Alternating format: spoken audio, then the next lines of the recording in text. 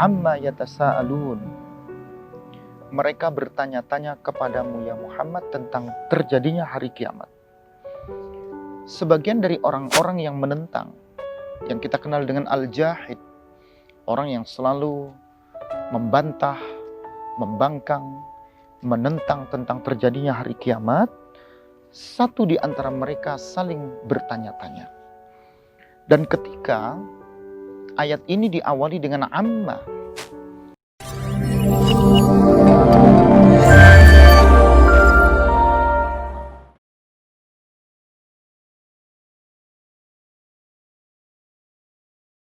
Bismillahirrahmanirrahim. Assalamualaikum warahmatullahi wabarakatuh. Alhamdulillahi rabbil alamin. Wabihi nasta'inu ala umuri dunya waddin. Wassalatu wassalamu ala ashrafil anbiya'i wal mursalin. Wa ala alihi wa ashabihi. Wa man tabi'ahum bi ihsanin ila yaumiddin. Amma ba'd. Teman-teman, sahabat sekalian, wabil khusus jamaah kajian Majelis Ta'lim Wanita An-Nur yang dirahmati dan dimuliakan oleh Allah Subhanahu wa taala. Insyaallah dalam kesempatan ini kita akan mengkaji dan melanjutkan kajian kita dari kajian tafsir yang kemarin insyaallah kita sudah sampai dan mengawali pada surah An-Naba, yaitu surah yang ke-78, di mana setelah beberapa bulan kita tidak bertemu kembali disebabkan karena pandemi corona, dan insya Allah mudah-mudahan dalam kajian ini kita kembali dapat mengistiqomahkan sekalipun melalui media yang saat ini kita berada di dalamnya. Surah An-Naba. Surah An-Naba ini bercerita tentang keadaan hari kiamat. Di dalamnya bercerita tentang beberapa berita penting yang berhubungan tentang terjadinya hari kiamat, terjadinya hari kebangkitan, bahkan apa yang berhubungan dengan kejadian-kejadian saat hari kiamat itu Allah beritakan. Allah ceritakan. Untuk apa ini? Hanya untuk isbatul aqidah. Hanya untuk meneguhkan, menguatkan akidah kita. Ya, ini akidah yang berhubungan dengan keimanan terhadap hari kebangkitan. Keimanan terhadap terjadinya hari kiamat. Yang pada umumnya orang-orang musyrik, orang-orang yang tidak beriman kepada Allah, maka dia akan menentang terjadinya hari tersebut. Diawali pada ayat yang pertama. Amma yatasa'alun. Mereka bertanya-tanya kepadamu ya Muhammad tentang terjadinya hari kiamat. Sebagian dari orang-orang yang menentang, yang kita kenal dengan al-jahid, orang yang selalu membantah, membangkang, menentang tentang terjadinya hari kiamat, satu di antara mereka saling bertanya-tanya. Dan ketika ayat ini diawali dengan amma, tentunya di sini ada sesuatu hal yang akan diketahui. Apa yang akan difahami? Yaitu mereka bertanya-tanya tentang apa sebenarnya hari kiamat tersebut. Ma di sini adalah harful istifham, yaitu kata yang berhubungan dengan kata tanya, question mark. Dan yang dimaksud di sini al-istifham litafkhimil amr wa ta'dhimi. Jadi ada kata tanya, dan di balik rahasia kata tanya tersebut Allah menitipkan berita besar, berita hebat, berita yang tidak mungkin diketahui oleh manusia, yang ketika berita itu Allah ceritakan, maka tentunya cerita dan berita itu menjadikan kita semakin yakin, semakin kuat akidah kita, semakin mengimani kapan dan seperti apa kejadian hari kiamat tersebut. Anin naba'il azim, yaitu tentang berita yang besar. Artinya apa? Ayat ini bercerita tentang apa yang dipertanyakan apa yang diperdebatkan, apa yang dipertentangkan orang-orang yang menentang kebenaran perintah Allah. Orang-orang yang membangkang terhadap keimanannya ketika Allah meyakinkan kepada setiap orang-orang yang beriman kepada Allah untuk meyakini kapan terjadinya hari kiamat. Nah, An-Naba di sini berfungsi menceritakan tentang isi berita. Apa berita itu? Berita yang berhubungan tentang terjadinya hari kiamat itu nanti. Alladzi hum fihi mukhtalifun. Yang dimana mereka di dalam berita atau di dalam cerita yang berhubungan tentang terjadinya hari kiamat, mukhtalifun. Mereka dalam keadaan berselisih pendapat. Mereka dalam keadaan menentang, membangkang, mendustakan, bahkan satu di antara mereka saling mengingkari tentang terjadinya hari kiamat. Kalla saya'lamun, thumma kalla saya'lamun. Artinya apa di sini? Kelak mereka akan mengetahui. Thumma kalla saya'lamun. Tentunya kelak mereka nanti akan mengetahuinya. Pada ayat yang keempat dan ayat yang kelima ini, Allah menekankan orang-orang yang mendustakan, yang memperdebatkan terjadinya hari kiamat, kelak mereka akan mengetahui. Kelak mereka akan memahami seperti apa terjadinya hari kiamat itu. Di dalam Islam, ada sesuatu yang gaib, yang tidak tampak. Tetapi dia akan nyata. Kapan kenyataan itu terjadi? Ketika Allah menampakkannya. Ketika Allah mewujudkannya. Hari kiamat adalah sebuah keyakinan yang harus diyakini oleh orang-orang yang beriman kepada Allah. Kita tidak tahu kapan ia terjadi. Seperti kalau hari ini kita bertanya, kapan corona ini akan berakhir? Silahkan profesor, dokter, pakar-pakar di dunia medis, orang-orang hebat di negeri ini, orang-orang hebat di dunia ini, mereka meriset, mereka meneliti kapan berakhirnya musibah atau wabah corona ini. Tidak ada yang bisa tahu. Tetapi ketika ketentuan ini Allah berlakukan untuk kita, yang ada dalam diri kita masing-masing meyakini ini adalah wabah, ini adalah ujian, ini adalah cobaan yang Allah titipkan untuk kehidupan kita. Tetapi harus ada dalam tumbuh dalam keyakinan tersebut, yaitu keyakinan yang semakin mendekatkan diri kita kepada Allah. Seperti Allah menceritakan tentang tanda-tandanya kiamat. Allah menceritakan tentang apa yang nantinya akan terjadi pada hari kiamat. Seperti Allah menggambarkan tentang alam semesta ini. Ketika hari kiamat, kehidupan di dunia ini berakhir. Allah hanya menceritakan. Tetapi ada hal yang paling penting. Isbatul aqidah bil bu'us. Ada ketetapan, ada keyakinan, ada pemantapan. Yang dimana dengan pemantapan dan keyakinan tersebut, semakin mendekatkan diri kita untuk kembali kepada jalan Allah. Apa yang Allah gambarkan di sini? Alam naj'alil arda mihada. Bukankah kami telah menjadikan bumi ini sebagai hamparan? Bumi ini sebagai tempat tinggal kita. Bumi ini tempat kita hidup. Bumi ini tempat kita bernaung di dalamnya. Bumi ini tempat kita berlindung, kita beristirahat, kita mencari rezeki, kita berkeluarga. Banyak manfaat yang bisa kita ambil dari apa yang sebenarnya telah Allah ciptakan, dari apa yang ada di alam semesta ini, yaitu bumi.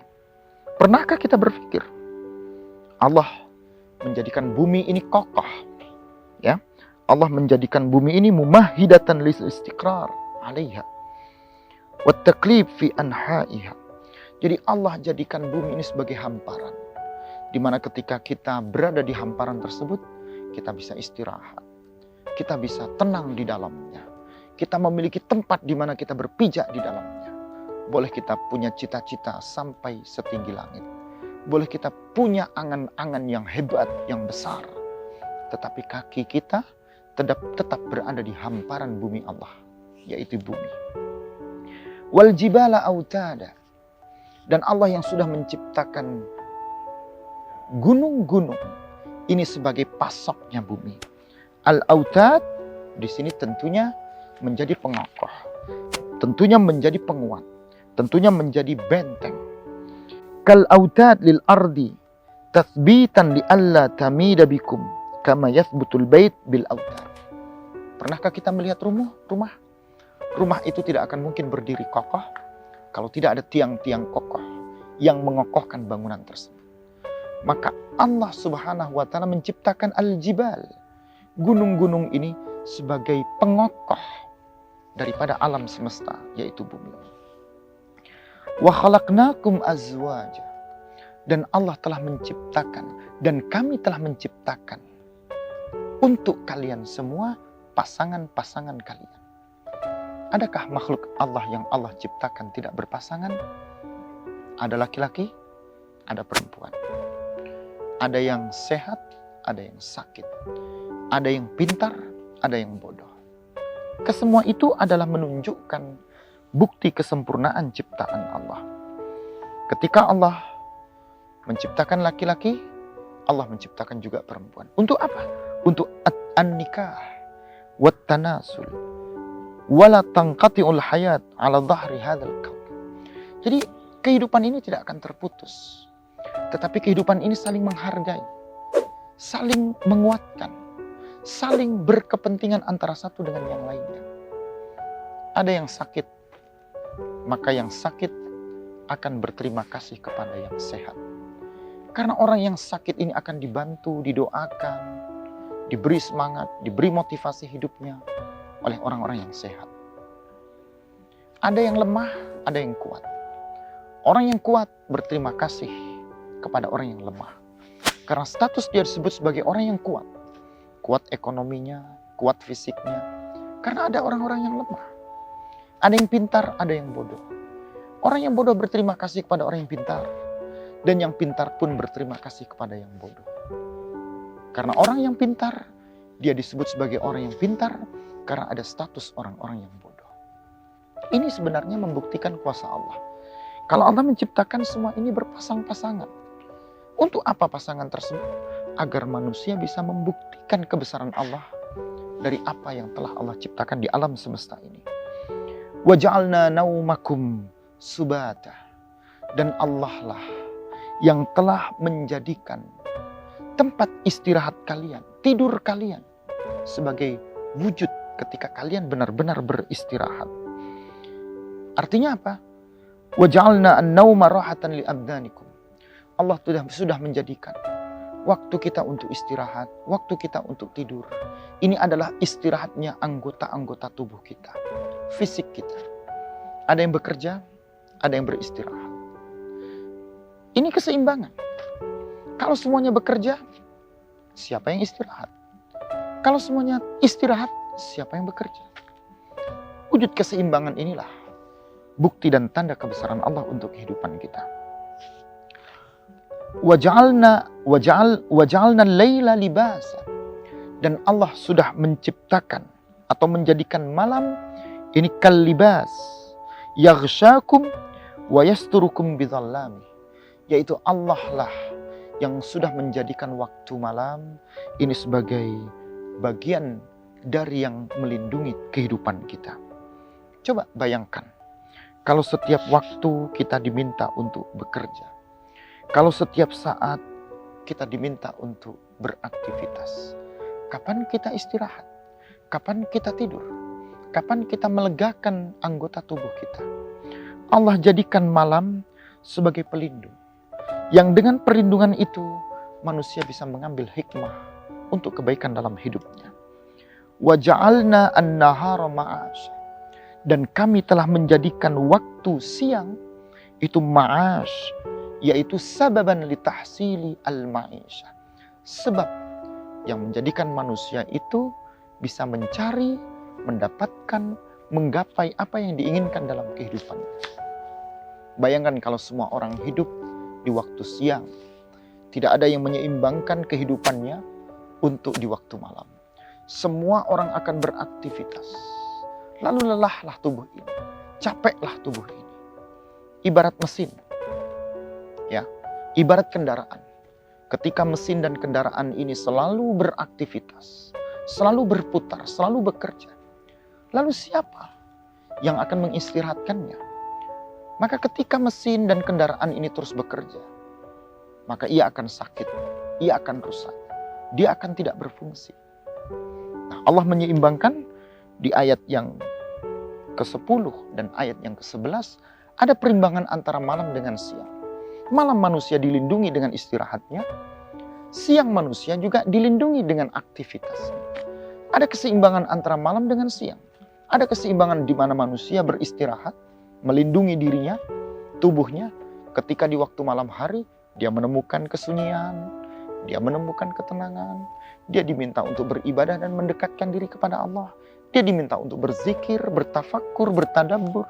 Ada apa di balik semua ciptaan Allah? Tapi di waktu siang, dia diminta beraktivitas. Dia diminta mencari segala kesibukan yang menghasilkan keberkahan untuk hidupnya. Wa banaina fawqakum sab'an shidada. Dan kamilah yang membangunkan di atas kalian sab'an shidada. Ada 7 lapis langit. Artinya di sini apa? Allah mengingatkan kepada setiap manusia, di mana Allah menciptakan kata-kata sab'a, kata-kata 7 di sini, sab'a samawat muhakkamat al-khalq badi'atas sana.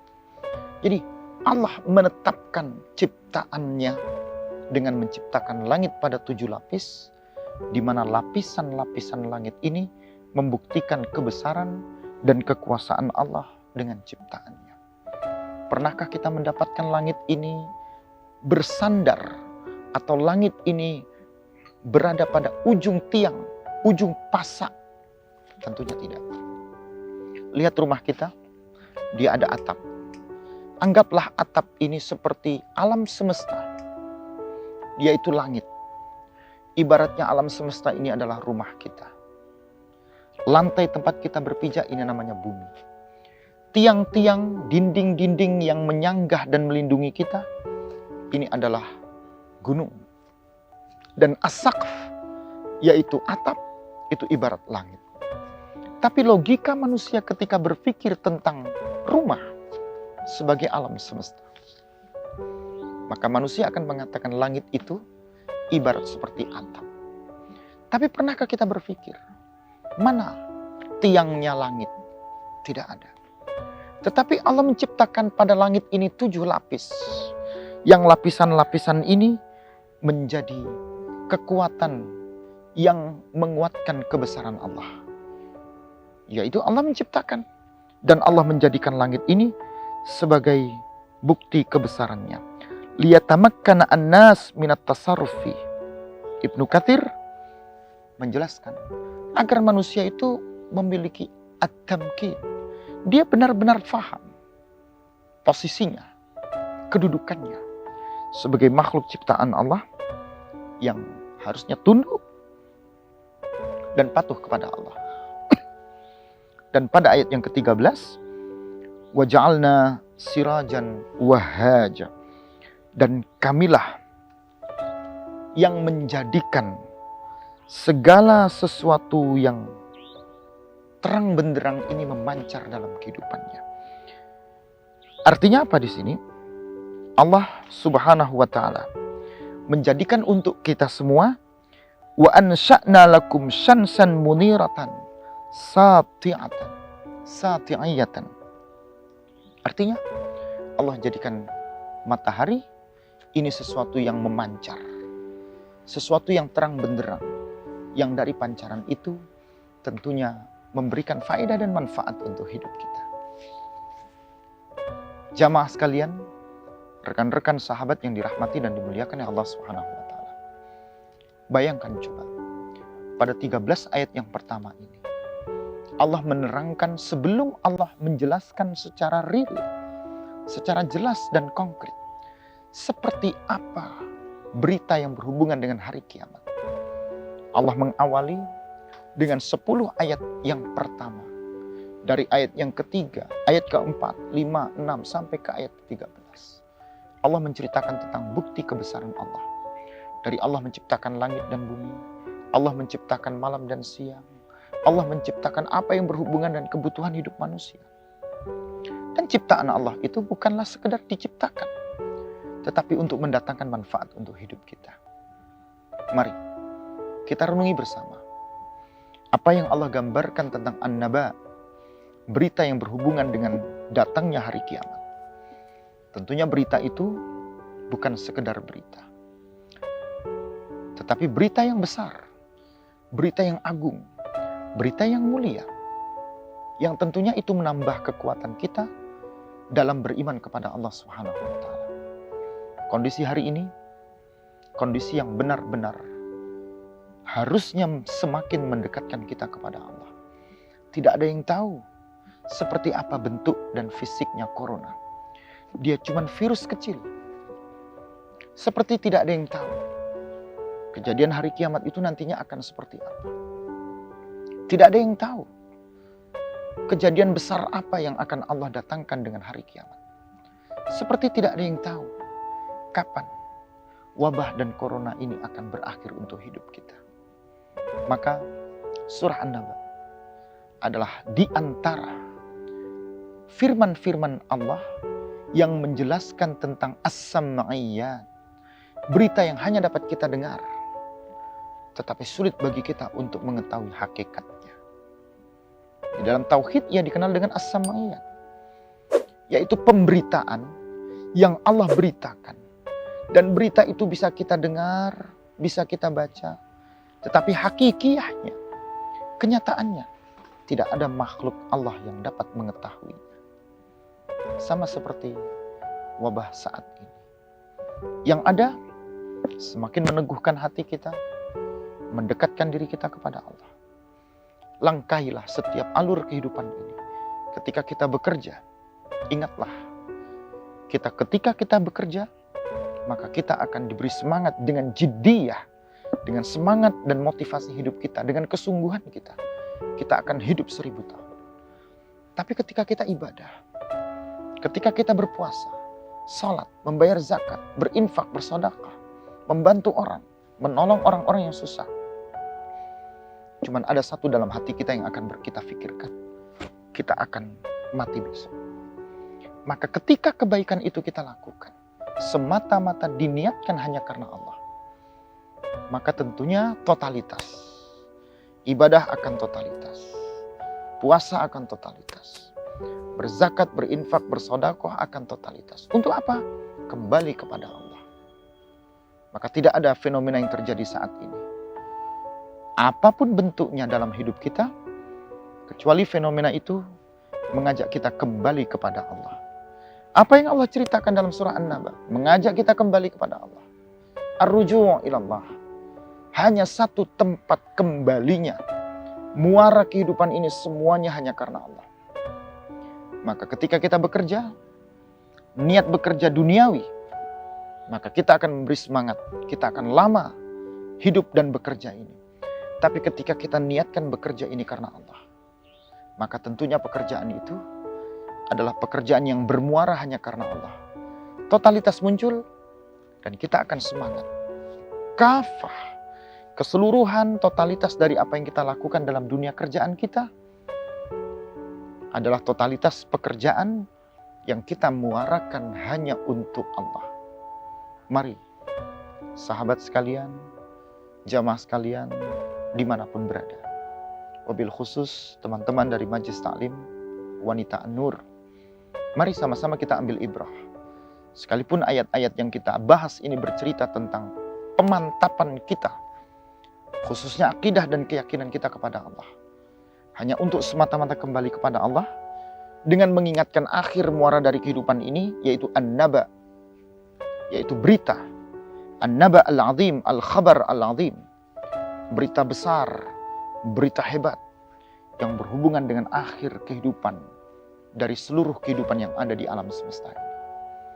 Maka ketika ini kita pahami, tidak ada kebaikan yang kita lakukan, kecuali kebaikan itu adalah kebaikan yang bermuara dan kembali hanya kepada Allah Subhanahu wa Ta'ala.